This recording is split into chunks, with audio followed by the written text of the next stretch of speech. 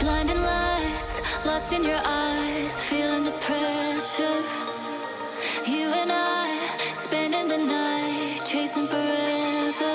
For you, oh no, I'd be your one and only. Don't let me go, don't leave me lonely.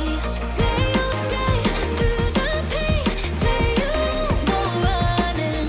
Let me in through your veins, get off of my loving.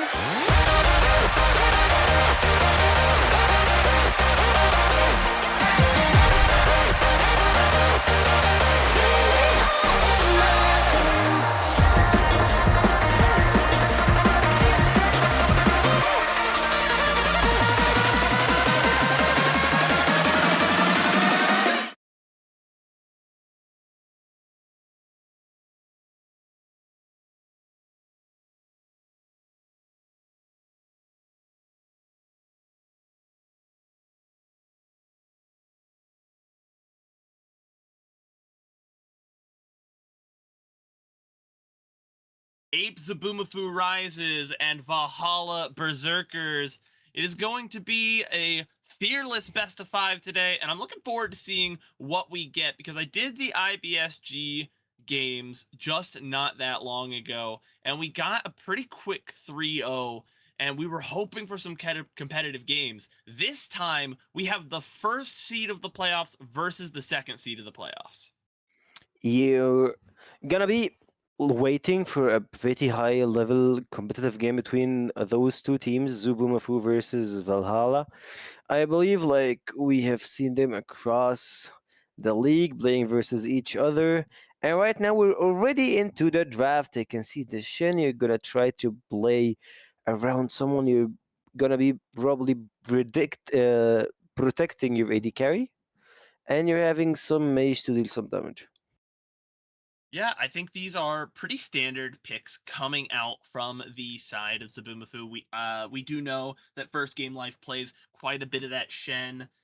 Burrow plays a considerable number of those like prototypical junglers. But then on the opposite side, we already have some interesting picks picking the Anivia in the mid lane, I presume, unless that is a crazy Anivia support. But I No, do you presume it's going into can't. the mid lane. No. Y- it's illegal if you're playing Anivia support. Let's be honest. Like Oh, that's actually, gonna I, be I think I think I've gotten a correction.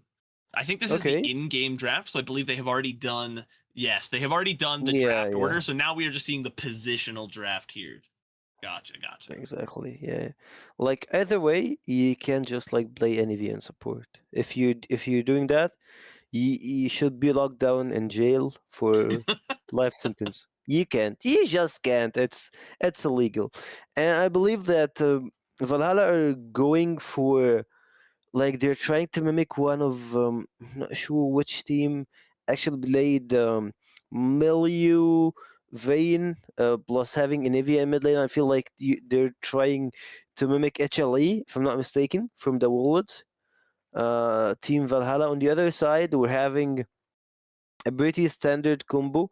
You're playing around your AD carry, you're having Shin's ultimate, which is gonna be giving you a huge shield to survive more and more in any team fights. Kirsten Guard from Zen, which is gonna be also an extra disengage tool for your team. I don't see any hard divers from the other side, so I don't feel like that's the a good draft to be playing around it. The other team, I believe they're just like gonna be playing around Yorick's side lane, having Jorvin to all in, but he's just gonna be the only person who's gonna be all inning on the team. Plus having Anivia Wall, Anivia's ultimate settle down and the team fight, and that's gonna be their team fight. Like your main focus is around uh the jungle and mid lane.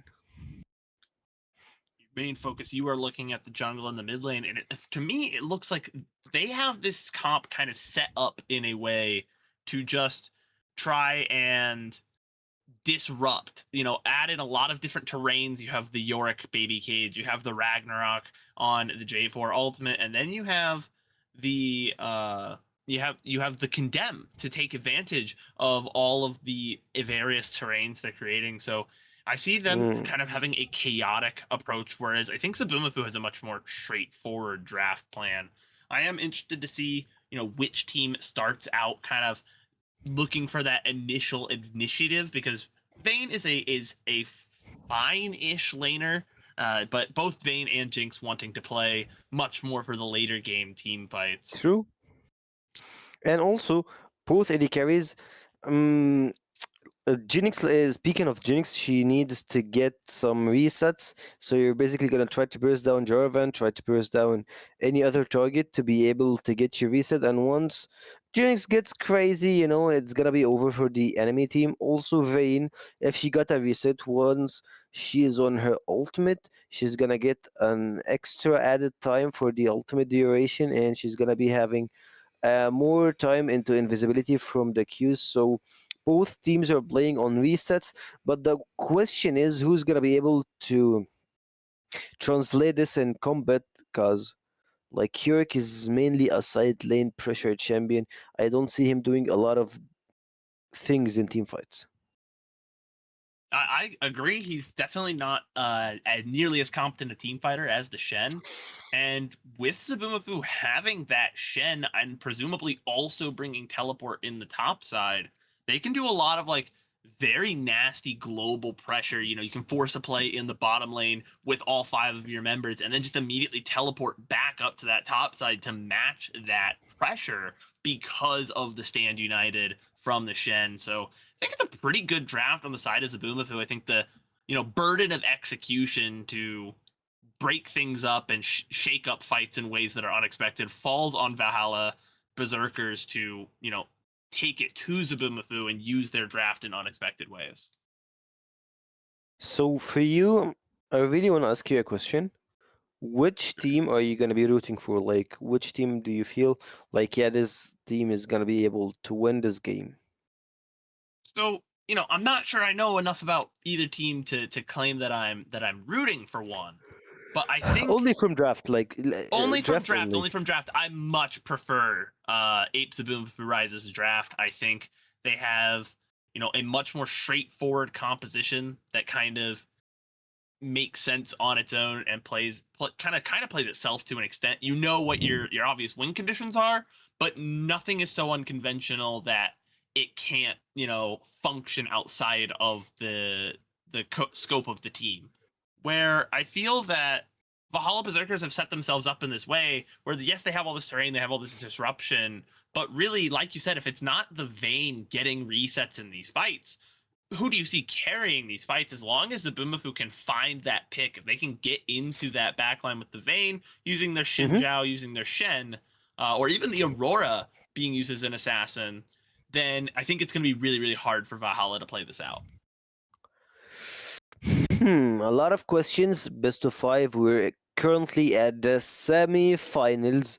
Zubumafu versus Valhalla on a best of five, which is gonna be fearless draft. So whatever the champion you're gonna be playing on the first game, you're not gonna be able to pick it, your team or the enemy team. So you know that we're not gonna see a lot of Shen, we're not gonna see a lot of Jinx, and we're gonna see a variety of champions for this compositions and for both of those teams. And right now we're gonna be entering the first game between Zubumafu versus Valhalla.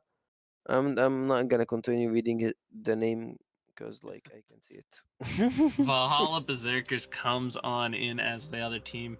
And you asked me which team I prefer, so now I want to throw that question back at you, Sekio. Which draft do Okay. you prefer looking at the two of them?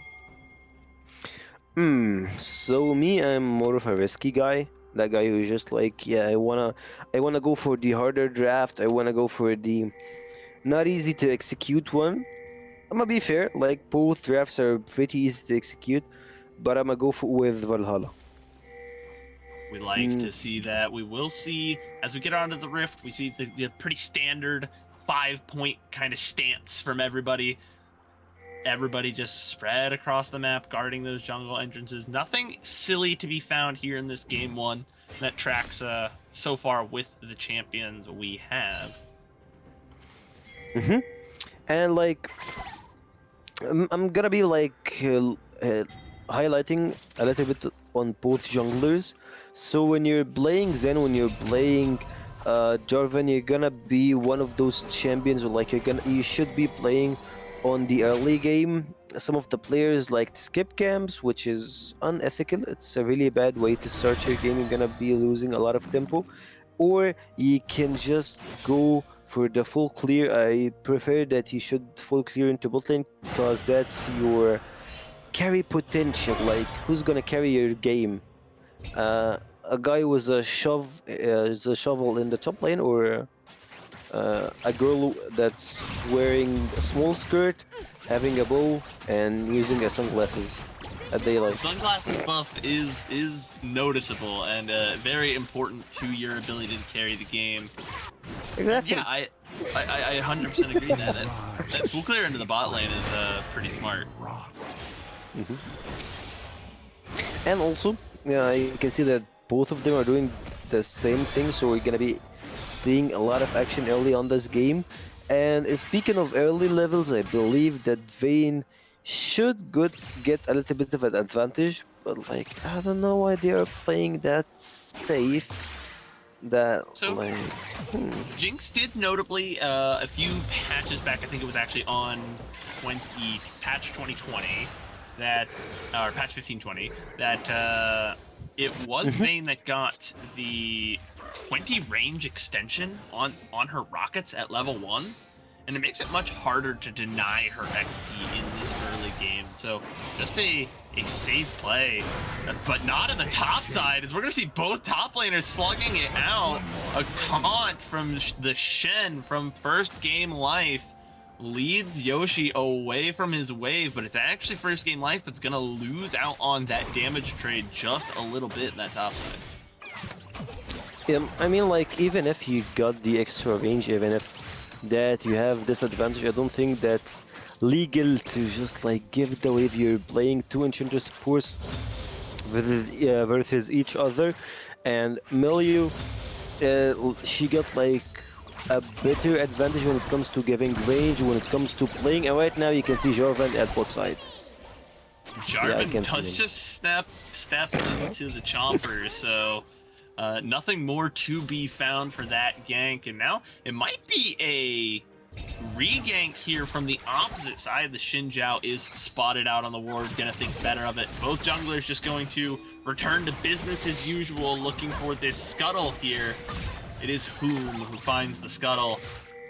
And now we just return to this kind of basic wave state. You talked about playing a little too passively in the bot side. You can see that that's where that farm discrepancy has opened up on that side of the map. And then the top side, a small farm discrepancy starting to form in favor of that Yorick. Punish, a W comes out. Nothing more to be found, just a small, cheeky little invade. And again, it's a very passive state of the map at this point. At this point, like, you can see the difference in CS starting to get bigger and bigger, and you can see that Vayne is losing a lot of CS, a lot of gold into her side. Besides, like, Jarvan already got the pickaxe, and I believe he's not gonna be going for the Thunder the Sky for the first item. That's a bit weird. Or actually, not the pickaxe is one of the Thunder Sky. So yeah, you should go for the Thunder Sky. But what I don't really like is Zen's right now. He didn't reset. He's pretty late in tempo. On the other side, I can see that Jarvan is doing the same thing. So yeah, like both are playing bad. That's fine. You shake hands at the end of the game. GG, we both played bad. But it's all right, right? We're not expecting. If you want the top players in the world, you got that later on tonight. Okay, you get a couple hours. But here we go. Finally, it's our first action of the game, and it doesn't lead to much. A flash away from Zerobi going to between worlds over the wall. You know, it's okay to make mistakes at this elo. These are not, top players. They're just trying to get that experience. But it does require you to get the experience to get it, and you have to actually fight and play the game. And it's Whom who's going to be first on the map here, flashing in. That does the kill go over? Finally, Nums 1-2 picks it up. Gonna try and get some more damage down onto Maniac. Does not find that second kill, but the Jinx is low. The Xin Zhao just going to reset. They're going to shove this wave in here and get that first dragon. She's gonna stay under the turret. Come on. We don't do that.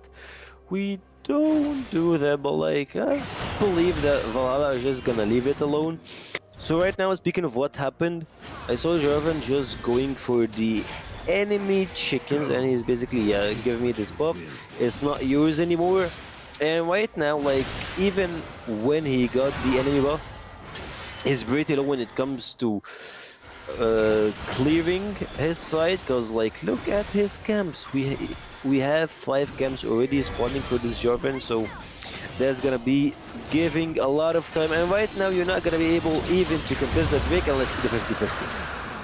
Yeah, it was Valhalla that made the first move onto the Drake, but Zerobi roams down first before Snipper can get there, forces them out, and then Whom is going to try and opt into that 50-50 smite fight, doesn't win it, gives up his life to do so. Now the gold is relatively even, a kill for both teams, and one start towards that feat of monster slaying coming in for Zabumafu. First objective, and I can see a fire into oh never mind, that was the many map looking a little bit funky, but yeah, it's fine, it's rolling. But what's pretty weird is any of these items, question mark, you're not going for the Rod of Ages, it doesn't have 2 rubies crystal. That is, I believe that's correct. I think we're seeing a couple of weird choices on the itemization, because you caught up the pickaxe earlier as well, which